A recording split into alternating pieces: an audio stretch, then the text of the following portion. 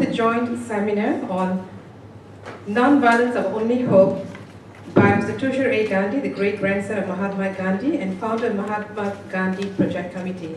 Welcome, sir. Today's session is a joint project, a joint seminar between the Institute of South Asian Studies, ISAS for short, and the South Asian Studies program, both at NUS. And without further ado, let me welcome Associate Professor Vinita Sinha, the head of South Asian Studies program at NUS, to do the welcome remarks. Vinita, please.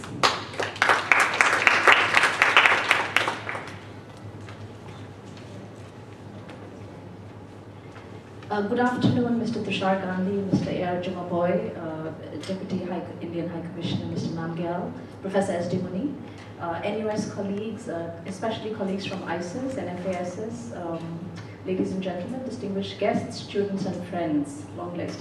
Welcome to this joint seminar that has been organized by the Institute of South Asian Studies and the South Asian Studies program.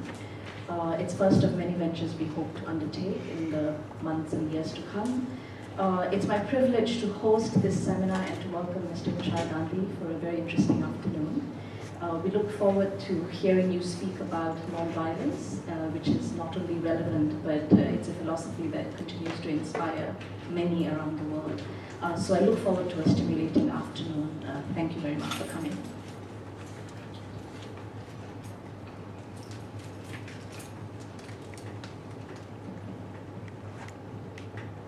Thanks, Sunita. And on behalf of the Institute of South Asian Studies, may I request and welcome Professor S.D. Muni, Visiting Research Professor at the Institute, to do the opening remarks.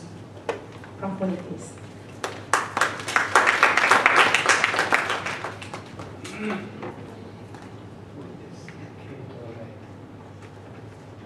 Welcome everybody, Mr. Gandhi, respected Juma Boy, Excellency, ladies and gentlemen, boys and girls. I feel quite privileged and honored to represent the ISAS. I think ISAS does not need much of an introduction to this gathering. Most of you have been coming to our programs. But we are a unique institute in the sense that we work on contemporary South Asian issues. And you don't find an institute like this either in the region, and I would say even internationally, which is focusing so deeply on contemporary issues. Most of the contemporary issues, to my mind, have a relevance to Gandhi, and vice versa. Today's South Asian issues, for instance, you go to, I don't know how Gandhi would have faced up to Afghanistan problem today, how he would have faced up to Pakistan problem today. What would be his role in post-conflict reconstruction in societies like Nepal and Sri Lanka? Very difficult questions, but I am sure his ingenuity would have brought out a package out of non-violence and truth and shown us the kind of direction which today we feel lost into. I don't know how many of you have read Gandhi's Experiments with Truth, which is, I think, a marvelous narrative of how a man transforms himself into the Mahatma. On non-violence, we will hear more from Sri Tushar Gandhi just now. But he was an apostle of non-violence, and there is a question which I see in the abstract given by Mr. Gandhi also will be raised as to what was the relationship between the use of force and non-violence in Gandhi's thoughts and actions. It's a very complicated question, internationally has been raised in a recently reviewed book on experiments with truth. This question was foremost confronted to the audience and the scholars. And we will wait to hear from Mr. Gandhi in that respect. There are two other areas where I find in the contemporary world Gandhi is extremely relevant. One is the question of environment, the lifestyle, which is extracting nature beyond nature's capacity. He did say that there is enough in this world for the needs of everybody, but not for the greed of everybody or even few. And it is this distortion of the balance between need and the greed, which to a very large extent damaging the environment. And Gandhi had a lot of thoughts, even when in his conception of Ramarajya, in his conception of simple living. And I think we would find some answers to many of the intricate questions related to the environmental issue. The second question, which again is not being, where Gandhi is not being brought in, but to my mind is extremely relevant, is of terrorism. I don't know if you have read Hind Swaraj, which he wrote while traveling from London to India after talking to a lot of the Indians who wanted to carry out the freedom struggle with violence. And he had intensive debate for hours with them, and then reflected upon some of these questions. And this question of terrorism, whether it is justified or how to use force and violence for your political purposes, is extremely relevant. So I think these are the two other neglected areas. I would be very happy if Mr. Gandhi comments on some of these aspects. Now, Mr. Gandhi brings to us, and we are so delighted to have him around, brings to us the lineage of Gandhi face to face. It's a rather rare occasion that when we get to interact with them. He runs the Mahatma Gandhi Foundation. He has been extensively involved with various philanthropic, voluntary, social action organizations, and has tried to bring in the principle and precepts of Gandhi on the ground as to how one can face it. Sir, we look forward to your address on the intricacies of not only non-violence, but also the totality of Gandhi's thoughts and practices. Thank you very much.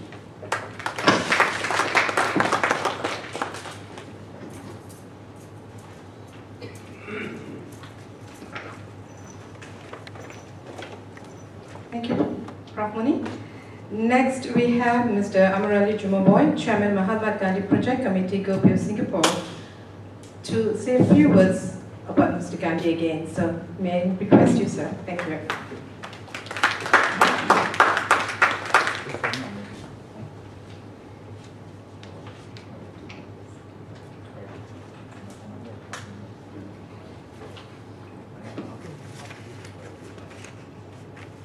You know, this saying few words is very restrictive on a subject like Mahatma Gandhi, where books and lectures throughout the last century and this century has been made. What do we say about these people? About a man like Gandhi in a few words?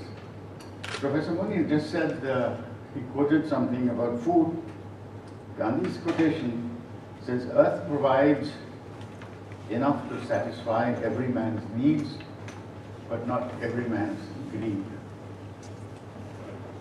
The other quotation is the root of non-violence. Wealth without work, pleasure without conscience, knowledge without character, commerce without morality. You've seen what has been happening on Wall Street, you've been seeing all over. This is Gandhi speaking in the 30s.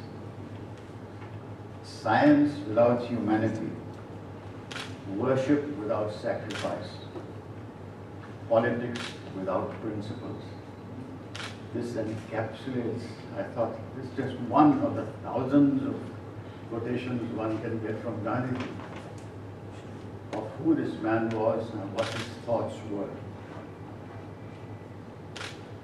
The other thing I wanted to talk about, which just occurred, was India, after the British was divided, as we all know, it was a bitter division and there was much bloodshed created on all sides.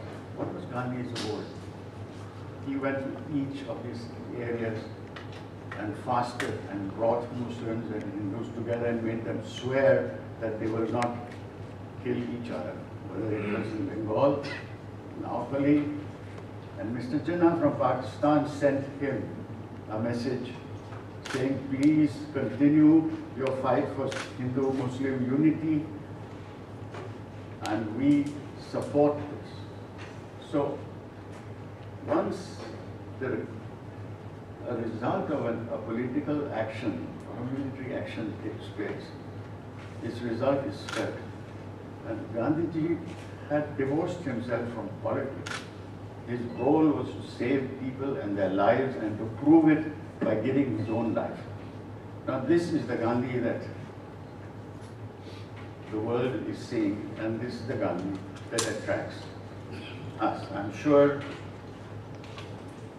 Tusharji, I suppose you have read his book, a monumental book called Let's Kill Gandhi. We've had 2 sessions yesterday. They were packed with hundreds of people, and the few copies that we had just flew off. So I'm sorry I couldn't bring any more. But if there is a demand for it, I will ask him to ship it from Mumbai, where he lives, and you can buy it. They're about $25 each. That's not the point. In it is a whole volume. It's 800 pages, which is written. And that was what drew me to him when I read that book. This was around 2007. So I'm very, very happy that Gandhi has agreed to come to Singapore and talk to us. The other thing I want to praise is ISAS. ISAS in its work, and SAS in its work, has not only brought the countries of India and Indian subjects together, but the whole of the subcontinent. It has stolen a march on people like us who are talking about the Indian diaspora. ISAS is talking about the South Asian diaspora, and it's had its first conference a couple of years ago. And I believe that's the next one, next time. And I'm very, very happy and grateful that the Deputy High Commissioner of India is present with us today, and Professor Chaudhary, of course, an old stalwart and a very brilliant man himself. Thank you very much.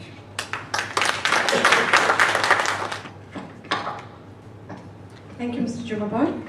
Next, we have the great man, Mr. Tushar Gandhi, founder-president of Mahatma Gandhi Foundation, India, and also the great-grandson of Mahatma Gandhi himself. So we'd like to invite you on stage to present your topic. And his topic for today is Nonviolence, Our Only Hope. Mr. Gandhi, please.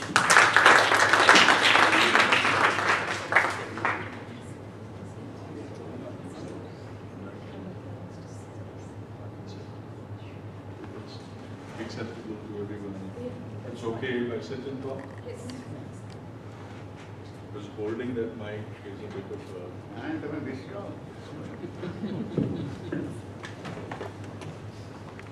this makes it a bit more informal also.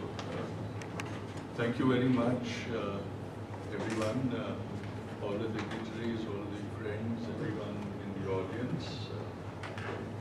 Can you hear me? Is it fine, the mic? First of all, coming to academic institutions like this and speaking is a bit intimidating for me, because in my student life I never got the privilege of going to such great institutions of learning. My biodata shows very clearly that I had very low academic qualifications or achievements. So I'm thankful to Bapu that my legacy allows me to enter these institutions nowadays.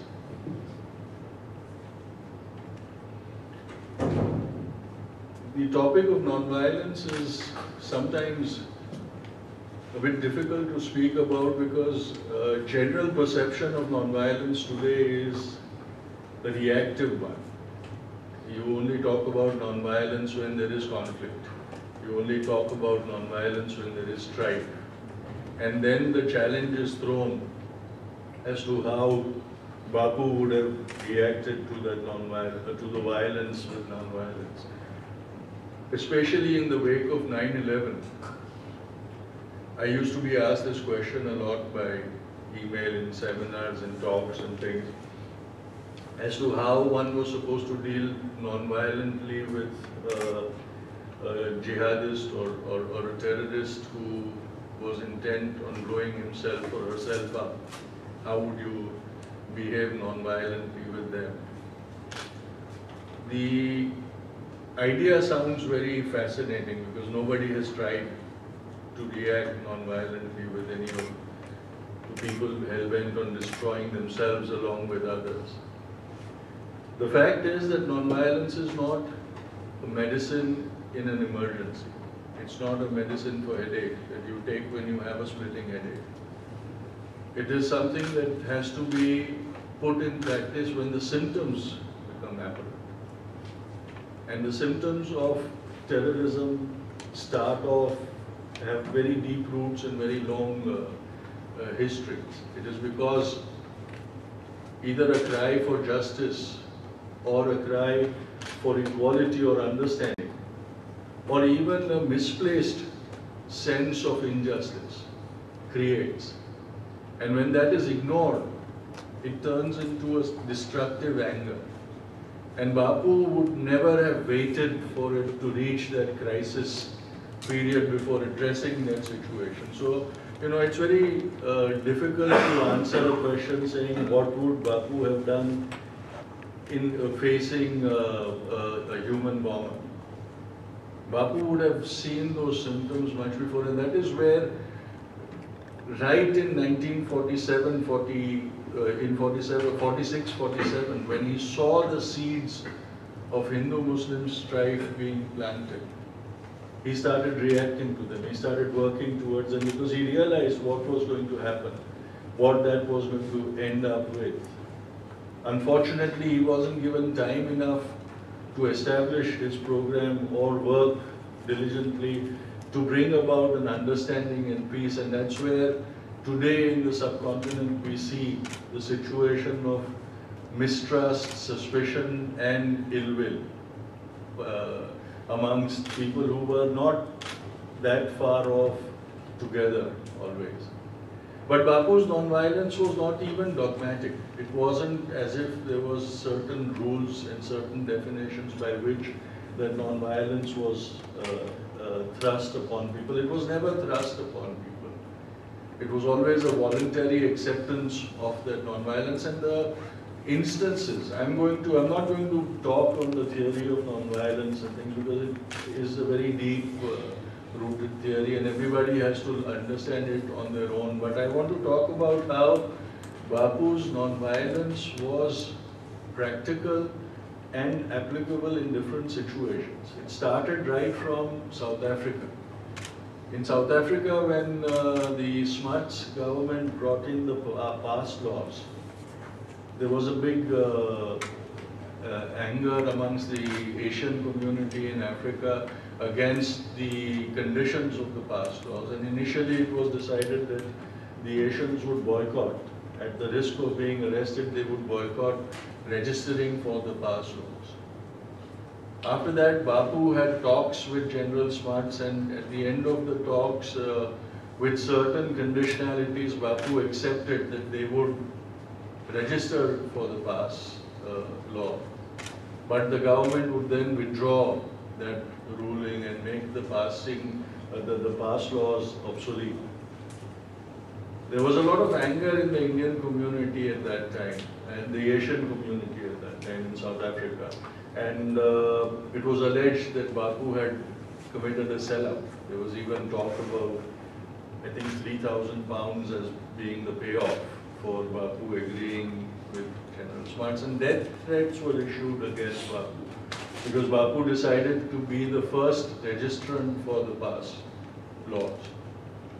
And when he went to register himself to give his fingerprints for that, while going over there, a Pathan, Mir Alam, attacked Bapu, physically assaulted him, and he was punched and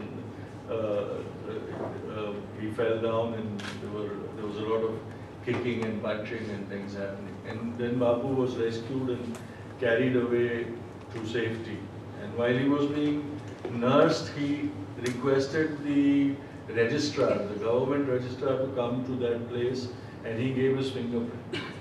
But Harilal Gandhi, his eldest son, who was with him at that time, was very annoyed, and he went to his father and he said that I felt very annoyed, I felt very agitated that somebody was beating up my father.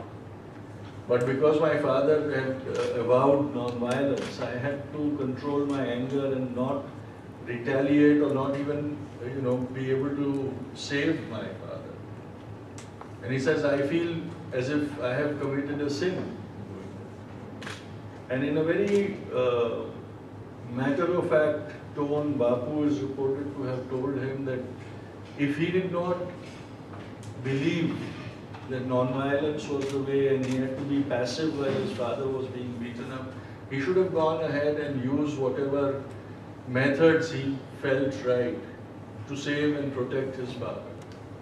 He said, if you felt that you had to retaliate with violence, you must do what you feel. Unless your heart tells you and gives you the courage to be non-violent in the face of aggression, there is no use pretending to be non-violent. While your heart craves for revenge, while your heart craves to retaliate against the aggressor, just putting up a veneer of being non-violent is not what is the true meaning of being a non-violent person. He says, you should not have those feelings occurring in your heart. But as long as those feelings do occur in your heart, follow your own conscience. And this is something that I believe, although it's a very small incident, it's a personal incident between father and son, this is something that I believe sums up his belief in non-violence. So another incident much later in his life occurred, and that is today debated quite hotly also, is his letter to Adolf Hitler, where he addresses the letter to my friend Adolf Hitler and requests him to mend his ways and says that, love is the better option to work. That letter was never allowed to be sent or delivered to Hitler because at that time Bapu was in the Aga Khan imprisonment camp, and the colonial government stopped the letter from going, but it's in the archives. And a lot of people have condemned him for writing such a letter to such a brutal fiend and calling him my dear friend Hitler. I believe sometime back somebody even attempted to make a movie with that title. That's a different matter. But everybody forgets that at that same time when he wrote that letter, he also wrote editorials in the Harijan, in one of which he said that if there was ever a war justified, then I would say that a war against Adolf Hitler and his Nazis, to prevent them from the kind of atrocities they are committing in Europe, would be justified even in my eyes. For a person to believe, who made non-violence his creed, to write such a contradictory statement, calls for a lot of courage and a lot of maturity. He got a lot of flack from his pacifist friends who says, how could you advocate war like this? But he said that at one point of time, countries who have militaries, who arm themselves and have a military, an active military, cannot take the route of pacifism and say that we don't want war, so we will not go to, or we will not attack an adversary who the only possible solution is war. The same thing occurred at the time of partition, after post-independence, in the 6 months that he lived. And if anyone reads the Delhi diaries, which were the texts of his post-prayer speeches in those days, at one point of time he even warned Pakistan to mend its ways because of the attacks on the fleeing refugees that were being perpetrated. He warned, in one of his prayer meetings, he warned Pakistan, he said, please mend your ways, because you are not now dealing with Gandhi, you are dealing with the Indian nation. And if you push it beyond a certain point, there will be no other option but war. Even at that time, he received a lot of flack for suggesting such a recourse. But Bapu said that if it was me, if I was India, then I would not have ever spoken about war. But India is a nation which has commitment to it, the security of its citizens and its people, and it must use whatever means it needs to be done. While I say this, it doesn't mean that Bapu advocated war. For him, that would have been the biggest defeat that he would have had to admit to himself or commit to, because he would have exhausted all other methods of bringing remedy to the situation before resorting to an armed conflict. But the fact remains that he did not completely condemn the possibility of an armed conflict occurring. But at the end, today what is happening is it's the first reaction. The fact is that non-violence cannot be reactive, but non-violence has to be an ongoing process. It also stems from the slightly warped belief of what is violence.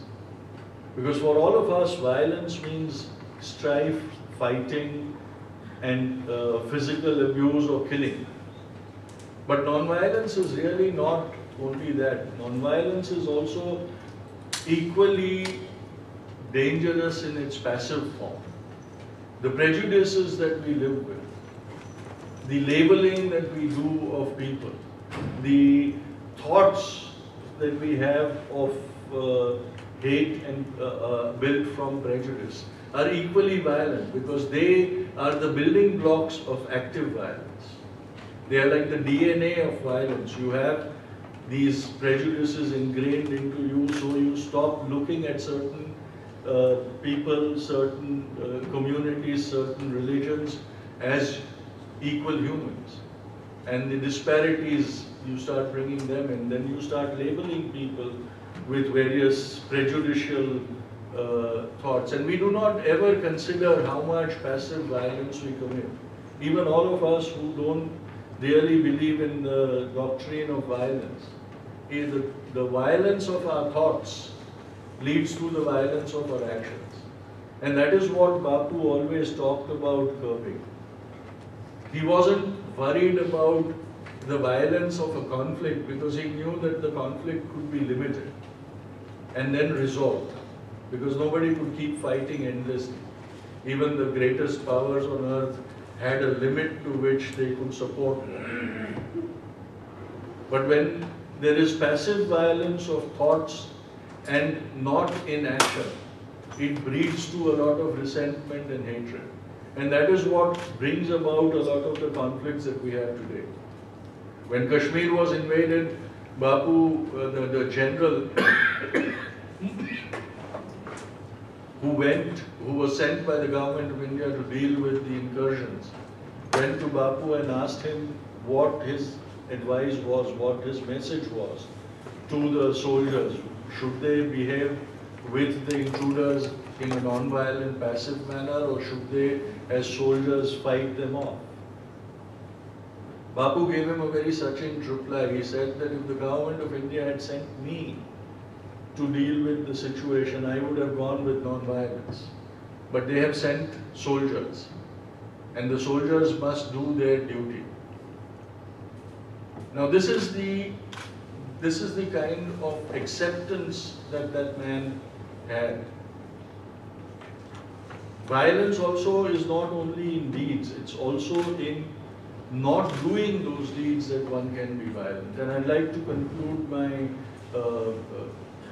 narration with this one episode that happened in the recent past.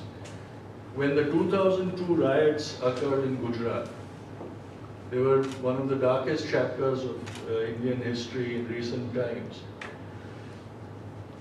Some of the victims of the 2002 riots tried to seek refuge in Gandhi's Sabarmati ashram.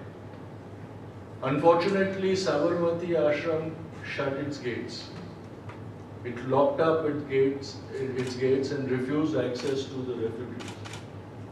This became quite a big thing for many of the peace activists who went to Ahmedabad during that time. They would, whenever we met, they would keep telling me, how could this be allowed?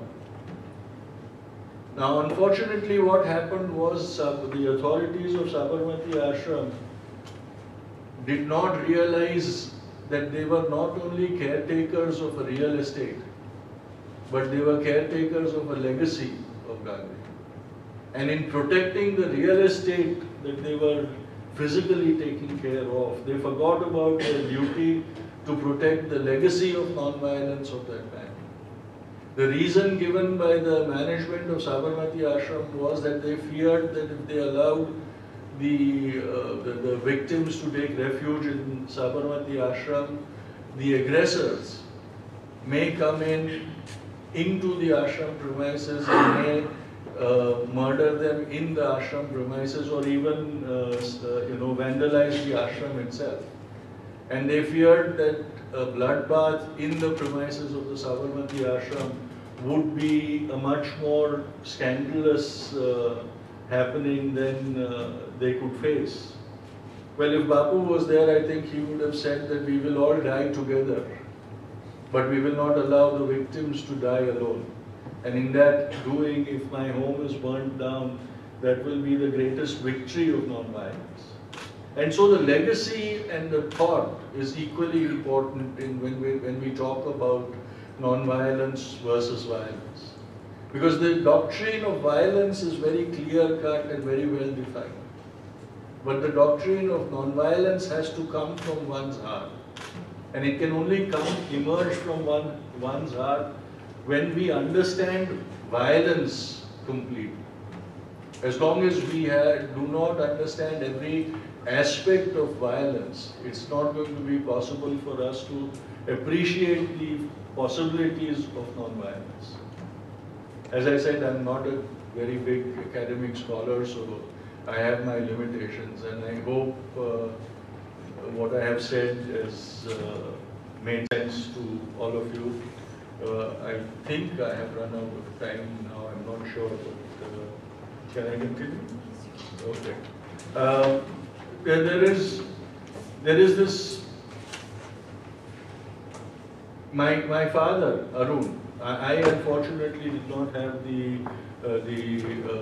privilege of living with Bapu and learning from Bapu.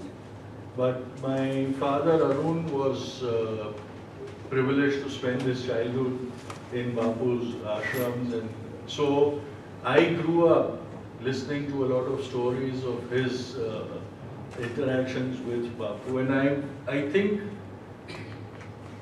there is one story that I'd like to share with you. I shared this story with, I think yesterday at one of the functions, but I'm going to repeat that story today again, because it also again throws light on how a non-violent, a person who believes in the doctrine of non-violence accepts situations in that manner with a sense of humor. It's Bapu used to always say that if I didn't have a sense of humor, I would have committed suicide long back, because it would have been difficult to live with the kind of situation he lived with. I don't think he would ever have committed suicide, because at heart he was a brave man and he wouldn't have taken that kind of step. But I think in one of his lighter moods he must have said this thing. This happened, and this was narrated to me by my grandmother, who also stayed with Bapu on many occasions in her life. And this was sometimes in the early 40s. It was a time when Sardar Patel was not keeping too well, and Bapu had invited him to come and stay at Dr. Deenshaw's Nature Cure Hospital in Pune. And both Bapu and Sardar Patel were living in the ashram while Sardar Patel was being treated. One afternoon, my grandmother tells me that a young man visited the Nature Cure Hospital with a big basket covered in a gift wrap. And he insisted that he wanted to meet Bapu and present that basket as a gift to Bapu. But because Bapu was resting, he was asked to wait. And after some time, when Bapu got up and my grandmother sent her nephew to look for the young man, he found that the man had left the basket and walked away. So they went and told Bapu, they said, somebody came, a young man came, he wanted to give you a gift, but he has left, he's left with the basket, he's kept the basket and gone. So Bapu said, okay, bring me the gift, I'll take a look at what I have been given today. When they opened up the basket, they found that it was filled with torn and used footwear. Now in our culture, presenting somebody with torn and used footwear is one of the gravest insults. Bapu looked at it and he laughed and he said, what a valuable gift I have got. And he told his grandson, he says, take these footwear to the junk market and sell them off and bring me the money. And the grandson did that, and he got about 5 rupees for that basket of footwear. That evening in the prayer meeting, Bapu thanked the young man who had given him a precious gift. And he said, I sold the contents of the gift and I got 5 rupees, which I am now depositing in the Harijan fund, the fund that he had established for the welfare of Dalits. He said, I'm depositing this money into the Harijan fund and I'm very grateful. I would have liked to thank the young man in person. Now the young man who had given that gift was sitting in the audience and he became very agitated and he got up and he said that, you had no right to sell what I had given you. And I demand that you give that money back to me because you have done an immoral thing by selling my gift to you. And Bapu said, no, you gave me the gift, it became mine and I could do whatever I wanted with it. So you're not getting the money back. Then of course the man became abusive and so he was removed from the place. Why I say this is, it's very interesting. It reflects twice. One is how Bapu dealt with insults, in converting those insults into a boon and not actually allowing the person who was, committing that insult to have the privilege of believing that he was insulting anybody. Actually, he took it as a symbol of honor and love and deflected that entire situation into a positive one rather than a negative thing. The second one, and an interesting one, because I thought it was very relevant to my book. My book has a very obnoxious title. It's called Let's Kill Gandhi. But that title is because it deals with the conspiracy of Bapu's murder and the entire investigation and court case and all that. If you read any of the biographies of Bapu, his murder appears in the last 2 pages of a 1,000-page biography. Even if you look at the movie Gandhi, you feel as if Nathuram Godse was just hanging around at the prayer meeting and he found an opportune moment to come close to Bapu and shoot him there.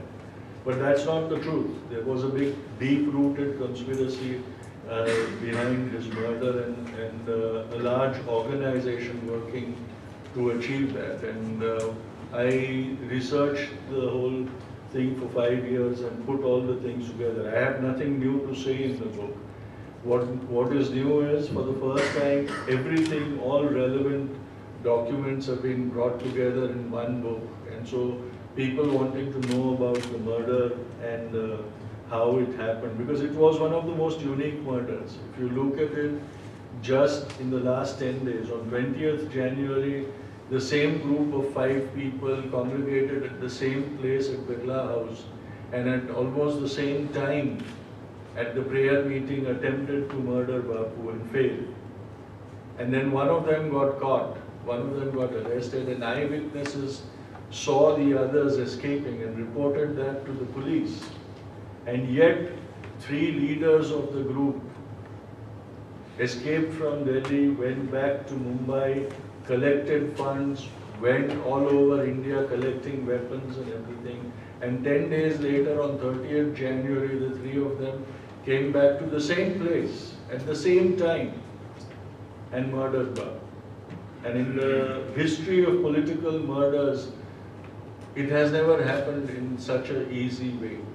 And that's the whole premise of writing that book. Why I say this is, when the photograph of the murderer was published in newspapers, my grandmother was then living in South Africa, and when she saw the photograph of the murderer in the newspaper, the first thing she remembered was the young man with the basket full of footwear. And she said this was the guy who brought the basket full of footwear for Bapu and gave it to him as a gift. It was Nathuram Godse who had come to, on that day, and given this as a gift, footwear as gift to Bapu. And so it proves that there was a long-standing hatred against Bapu, which culminated in his murder. And that was the subject of my book. It was my way of also coming to terms with the frustrated anger that I faced about so many questions about how his murder could have taken place with such ease. Thank you very much.